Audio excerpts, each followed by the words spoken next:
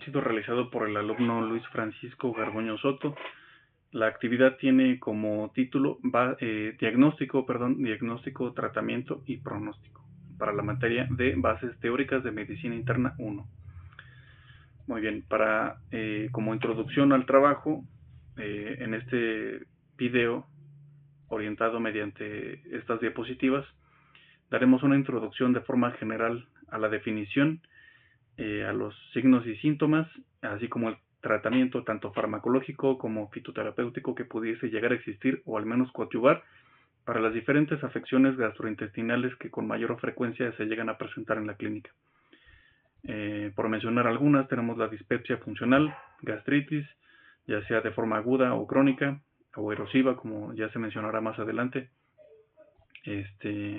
También tendremos la definición como del vómito, de la náusea, entre otras. Para empezar, ahondando un poco en la gastritis, se puede definir como la inflamación y el laceramiento o digamos, pues mecanismos que pudieran llegar a afectar a la mucosa gástrica. Para entender esto con mayor exactitud, tendríamos que definir un poco, o al menos de forma general, el funcionamiento del aparato digestivo y con mayor exactitud a partir de la mucosa. La mucosa es un grupo de células las cuales nos pueden llegar más bien siempre nos ayudan en la secreción tanto de algunos ácidos gástricos que nos ayudarían a disolver los alimentos en partículas mucho más pequeñas, las cuales posteriormente serán absorbidas a través del intestino delgado. Otro grupo de células se dedica prácticamente a la secreción de esta mucosa. La mucosa, en gran parte más bien, fundamentalmente están hecha de proteínas y con mayor exactitud de glicoproteínas, agua, claro está, y tiene muchas cualidades, entre ellas que se adhiere con bastante firmeza a los alimentos y a la pared endotelial, para que no exista un contacto directo entre el alimento y el ácido y obviamente pues proteger al estómago como tal. También es muy resistente al proceso de la digestión y también facilita que las partículas fecales se adhieran una con otra, que se aglomeren, que se aglutinen, para que finalmente pueda llegar a formarse el bolo fecal con las ciertas cualidades como pues la maleabilidad, que tenga cierta hidratación para una evacuación correcta y sana. Dentro del diagnóstico, primero habría que diferenciar si la gastritis es pues de origen agudo o erosivo. Esto tiene mucho más que ver con la etiología, es decir, las causas y otros factores que pueden llegar a ser determinantes de bastante peso a la hora de elaborar el diagnóstico. Dentro de los síntomas pues más habituales existe el dolor, ya sea puntual o que pueda llegar a irradiarse en cierta parte del vientre, del estómago, inclusive en laterales, pero regularmente se presenta en la boca del estómago, en la parte superior y media del abdomen es donde regularmente uno puede llegar a sentir, o el paciente sentir estos malestares: dolor, ardor, dispepsia, distensión abdominal, flatulencia excesiva, indigestión. Todo este tipo de síntomas muchas veces sí empatan con el diagnóstico de gastritis. Cabe mencionar que ya sea en un cuadro agudo o erosivo, muchos de estos síntomas también van a llegar a presentarse. La diferencia está en el diagnóstico mediante pruebas histológicas, es decir, a nivel celular. En esta parte es donde el médico va a estar o tener la suficiente capacitación para diferenciar estos cuestionamientos o el planteamiento. Muchas veces también el paciente, a través de la automedicación, sobre todo de ácido acetilsalicílico, aspirina Protect, etcétera, o cualquier antiinflamatorio no esteroideo, puede llegar a estar exacerbando esta situación. Y lamentablemente en México, por ejemplo, se da mucho esta situación. Dentro de las pruebas diagnósticas, pues claro está, realizar una correcta anamnesis, es decir, indagar y explorar los hábitos que ha tenido el paciente durante un tiempo determinado, los medicamentos que ha estado ingiriendo, el historial clínico, comorbilidades, es decir, algunas pues enfermedades que puedan llegar a estar acompañando o inclusive siendo la causa puntual o un factor alterno a la generación de esta enfermedad. Inclusive de forma psicológica o en la estructura emocional, la persona puede llegar a estar sufriendo algún tipo de trastorno, por mencionar algo, ansiedad, algún TOC, por ejemplo, que puede estar pues provocando una situación de un estrés alto y agudo y que sea un componente de esta enfermedad también. También a veces se le llega a indicar pues una endoscopía. El procedimiento consta realmente de introducir un dispositivo con una cámara a través de la boca hasta el fondo del estómago y explorar pues el tracto gastroesofágico en búsqueda de algún hallazgo, de alguna lesión, úlceras, divertículos, edema, algo. Claro está también la hematología, algún examen de sangre con más precisión para corroborar, por ejemplo, la presencia de algún tipo de hemorragia que pudiese llegar a existir en el estómago, en los intestinos. Algunos métodos invasivos que nos pueden dar una determinación en la detección del Helicobacter pylori mediante la toma de la muestra, se hace el exudado y se mete a un ambiente en donde sea prolífero y beneficioso para el crecimiento bacteriano, en donde podamos indicar la existencia de esta bacteria, que en muchas ocasiones es lamentablemente causa número 1 o 2 de la gastritis. Y el diagnóstico diferencial, es decir, que el médico esté realmente capacitado para diferenciar la gastritis, si es que lo es, o de otra enfermedad, o pues señalar objetivamente la presencia de alguna otra enfermedad que puede ser causa o motivo de la aparición de episodios de gastritis en cualquiera de sus clasificaciones.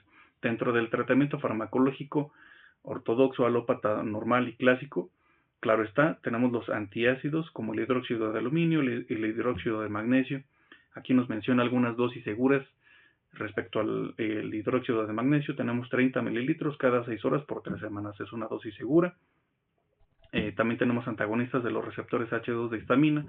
Son muy usados como la remitidita, 150 miligramos por la noche por 2 semanas.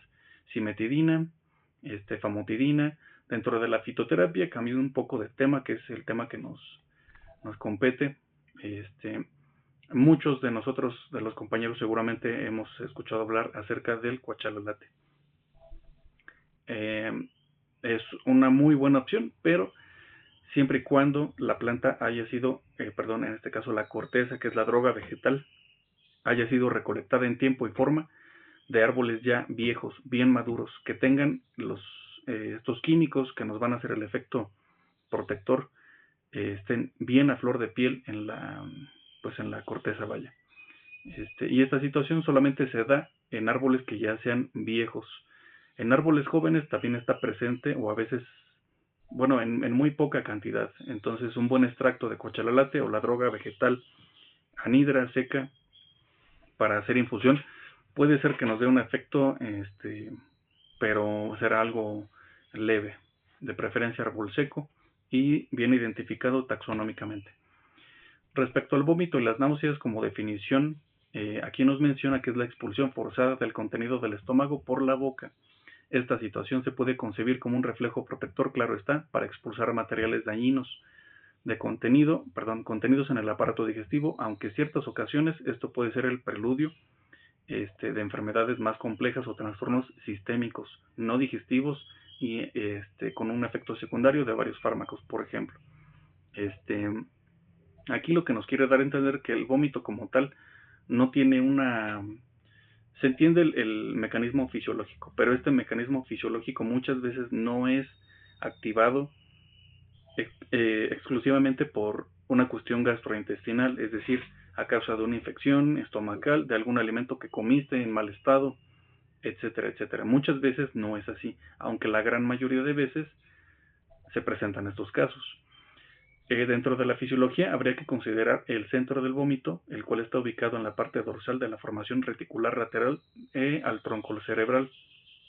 Esta estructura anatómica es excitable mediante impulsos viscerales aferentes iniciados en el tracto gastrointestinal, como lo mencionaba, por algún alimento, algún material extraño que ingirió la persona, se pueden llegar a dar estas señales y terminar finalmente con reflejo de náuseas y vómito.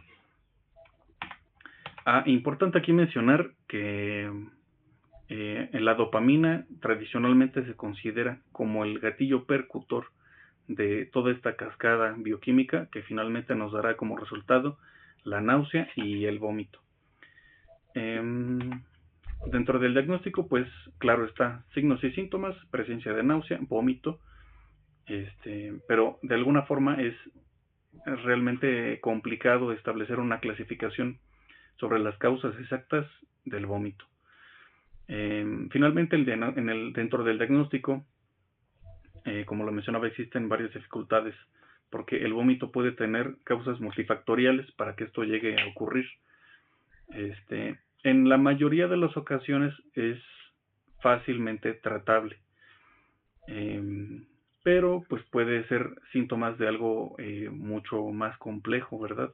Como la aparición de una neoplasia, una hidrocefalia, meningitis, inflamación de las meninges, solamente por mencionar algunas. Muchas veces estos casos, pues, como les comentaba, suele ser fácil de tratar. Las pruebas diagnósticas se indican según la sospecha, en base también a la capacitación que tenga el médico y el sentido común, claro está.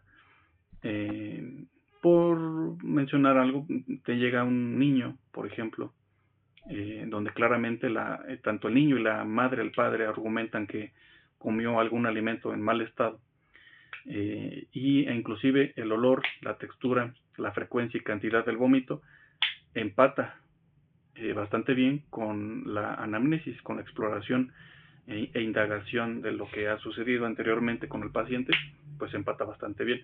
Entonces, por lo tanto, las pruebas como un encefalograma y demás estudios estaría fuera del planteamiento. Sin embargo, aquí se muestran algunas pruebas complementarias para una determinación con más exactitud de qué es lo que pudiera llegar a estar experimentando el paciente, las causas. Dentro de la atención primaria, una de las pruebas indicadas sería un hemograma completo, como se los había mencionado anteriormente, revisar la glucemia, urea, el estado de hidratación, como nos lo menciona aquí, iones de plasma, urea, iones, sedimento de orina.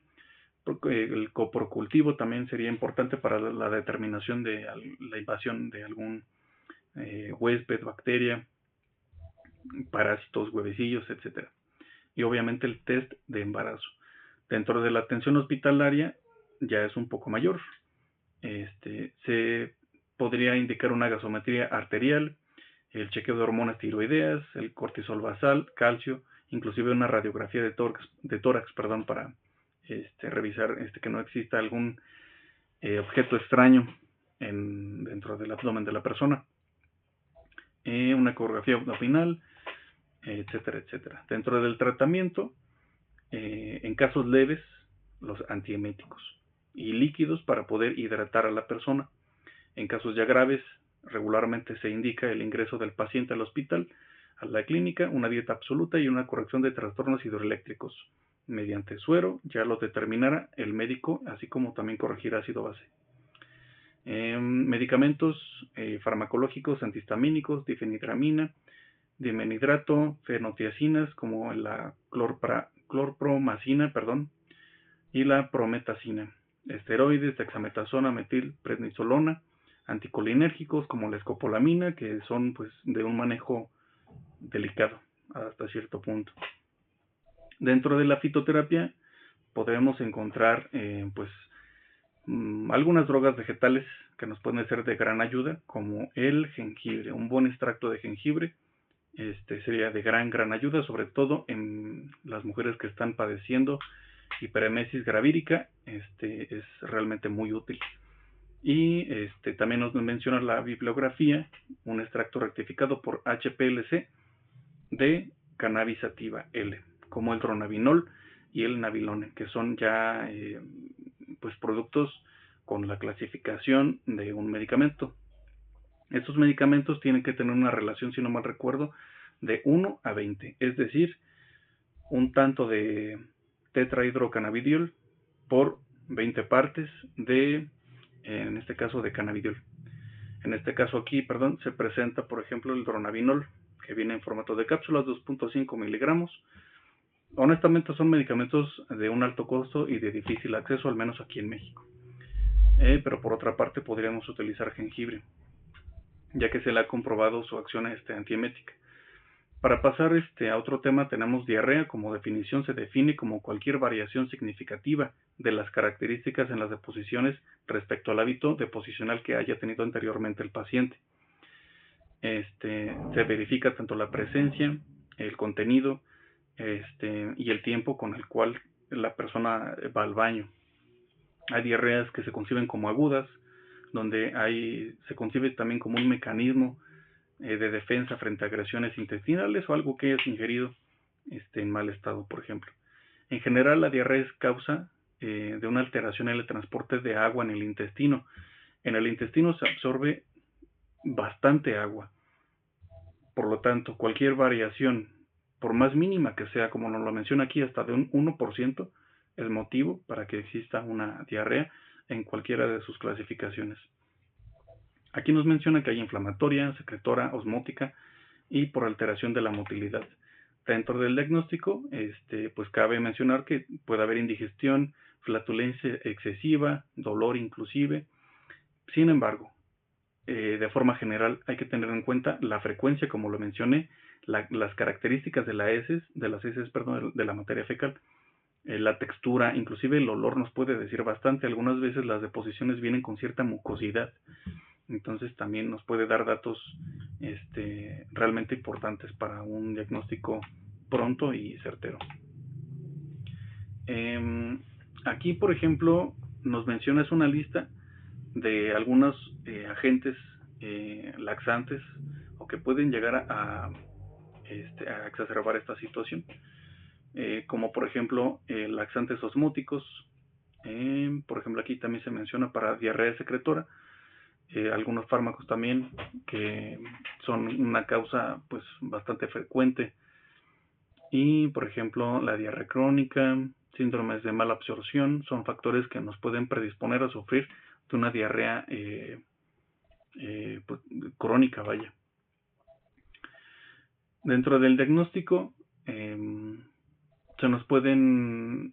se puede indagar inclusive en lo que está tomando el paciente, ya que muchas veces la diarrea se debe a la ingesta de algún fármaco no declarado por el paciente durante la consulta médica, o por una disfunción ya orgánica. Entonces, para esto tendremos que indagar como una información complementaria. Por ejemplo, aquí nos menciona que laxantes causantes de diarrea osmótica puede ser la lactulosa, el lactitol, sorbitol, polietilenglicol, el fosfato de magnesio, fosfato sódico, son por mencionar algunos. Y aquí importante, y es un dato pues de bastante valor, dentro de la fitoterapia hay plantas que contienen ciertos compuestos que facilitan la expulsión y la digestión, laxantes osmóticos, mecánicos que nos ayudan a aglutinar agua dentro del intestino y la formación de materia fecal. Sin embargo, también hay algunos otros que en cantidades pequeñas nos pueden hacer bastante daño, como por ejemplo el contenido de antraquinonas en la cáscara sagrada, que son cenócidos A y B, laxantes difenólicos, el bisacodilo, por ejemplo, y la fenoftaleína, que muchas veces se llegan a vender eh, dentro de productos como un adulterante, y la hoja zen, por ejemplo. Dentro de las pruebas diagnósticas, pues también se nos mandan a hacer analíticas elementales como el hemograma completo, funciones renales, función hepática para la determinación de algún tipo de disfunción en el hígado, y pues nos darán una visión general de qué es lo que le esté ocurriendo al paciente, ¿no? en esta enfermedad, en este padecimiento. Estudios microbiológicos para determinar si en las heces hay pues parásitos, bacterias que no deberían estar presentes. Es una herramienta bastante útil. Y pues también diferenciar si la persona es un paciente celíaco, perdón. Tratamiento farmacológico, esto va en base, como se los mencionaba, referente a cómo el médico evaluó e hizo el diagnóstico diferencial, pero en su mayoría de veces se puede ver la presencia de algunos fármacos como el metronidazol en la diardiasis e inmunosupresores en enfermedad inflamatoria intestinal. Respecto a tratamientos empíricos, digámoslo así, de primera línea, tenemos, por ejemplo, la codeína, ayudaría a relajar el músculo liso, por lo tanto la motilidad se verá parcialmente inhibida y las evacuaciones serán pues más firmes. Loperamida, racecadotrilo, esto es con mucha frecuencia en adultos mayores de bastante utilidad, inclusive hay estudios que nos mencionan esta cuestión que les menciono. Y el octreotido también es, aunque quizás lo mencioné mal, pero está presente en la diapositiva. Respecto a la dispepsia funcional, es realmente más bien un conjunto, es un síndrome, por mencionarlo de alguna forma, ya que nos plantea diferentes malestares,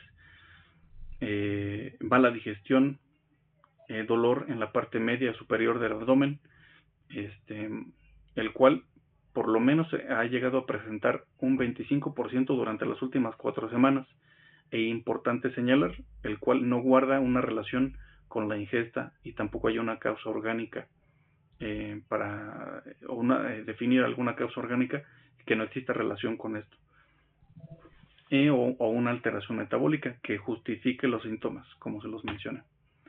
Dentro del diagnóstico, pues aquí nos menciona que para establecer el diagnóstico, como se los mencioné, de dispepsia, debe de haber dolor o malestar referido en la parte central superior del abdomen y ausencia de daño orgánico. El paciente pues puede tener este tipo de síntomas desde hace tiempo ya y no se le encuentra causa justificable y puntual. También debe de haber algún tipo de historial familiar de carácter gástrico, perdón, sobre todo en personas menores a 50 años. Puede haber anemia, inclusive pérdida de peso no intencionada o inexplicable, mayor al 5%. Puede haber hemorragia digestiva, todo este tipo de cosas pueden estar presentes y habrá que diferenciarlo también con exactitud de otras enfermedades. Las pruebas diagnósticas. La endoscopía es un procedimiento realmente útil y una herramienta elemental y básica que nos puede dar bastante información sobre el estado de salud del aparato digestivo de nuestro paciente. Inclusive la prueba de aliento es una prueba de bastante valor, ¿no?, que nos daría información, y comprobar también la erradicación de Helicobacter pylori en pacientes con dispepsia. Muchas veces esta bacteria es la causante de este malestar y por consecuencia también posteriormente de colitis, por ejemplo, gastritis. Van relacionados una con otra, entonces puede ser que esa sea la causa. Dentro del tratamiento farmacológico, tenemos varias cuestiones que nos pudieran llegar a servir. Desde el punto de vista ortodoxo, correcto de la medicina alópata, nos pueden servir bastante bien antiácidos, inclusive benzodiazepinas, ya que muchas veces el paciente se ve perturbado emocionalmente y refiere dolor en la boca del estómago, indigestión, malestar en general. Los ansiolíticos, benzodiazepinas, pueden ayudar a menguar un poco esa sintomatología y mantener más tranquilo nuestro sistema gástrico, nuestro sistema digestivo. Por otra parte, respecto a la fitoterapia, aquí nos pudiera llegar a servir elementos, plantas que sean que faciliten la fabricación de algunas hormonas, como por ejemplo la bilis. Y esto nos ayudaría a una mejor absorción de las grasas, de los nutrientes que ingerimos mediante los alimentos. Nos pudiera llegar a servir bastante bien el fruto de cardo mariano, por ejemplo. Auténtico cardo mariano nos sería de gran utilidad para fabricar una mejor calidad y cantidad de bilis. Ahora, por otra parte, tenemos plantas bastantes, que nos ayudarían a una mejor secreción de esta bilis en el intestino, como por ejemplo la alcachofa. Un buen extracto de alcachofa, ya sea la hoja seca de preferencia, el extracto, ya que tiene algunos elementos que son termolábiles, es decir, que su composición química cambia respecto a los gradientes de temperatura en un momento dado. Eso sería de gran ayuda. También tenemos el jengibre, de gran ayuda también. Nos ayudaría a la secreción de estas hormonas. Aquí puse una captura del Vademecum de fitoterapia de Vanaclocha, y aquí nos menciona, por ejemplo, la acción farmacológica, precisamente de la alcachofa que les acabo de mencionar. Nos menciona la posología y las indicaciones aprobadas por la Agencia de Medicamento Europeo y la SCOP. Entonces, son plantas que nos ayudan realmente mucho en esta cuestión de la dispepsia funcional. Sin embargo, habría que determinar con más exactitud taxonómicamente la planta para que realmente sea útil y hacerle un extractado bien hecho para que nos dé el efecto que buscamos. Como conclusión, las enfermedades gastrointestinales, malestares en general, son pues muy frecuentes, se llegan a presentar muy frecuente en la consulta. Por lo tanto, nosotros como tratantes de la salud debemos de tener el nivel adecuado, teórico, clínico, para poder determinar, primero, si está a nuestro alcance el tratar dicha enfermedad, dicha afección que presenta el paciente en el momento. Si es que la podemos tratar, adelante, siempre y cuando tengamos las drogas vegetales o los medicamentos de calidad para este tipo de casos. Claro, también está, es algo importante también conocer tanto la fisiología, la fisiopatología y la farmacología que en su momento nos pudiera llegar a ayudar, tanto de la medicina alópata y en fitoterapia. Esto lo digo para en algún momento dado, pues incurrir, ¿no? Con algún fitomedicamento y ser también una pues un componente de la solución, o en muchos casos que el tratamiento fitoterapéutico sea la alternativa. Y eso es todo por el momento. Muchas gracias por su atención y sería todo.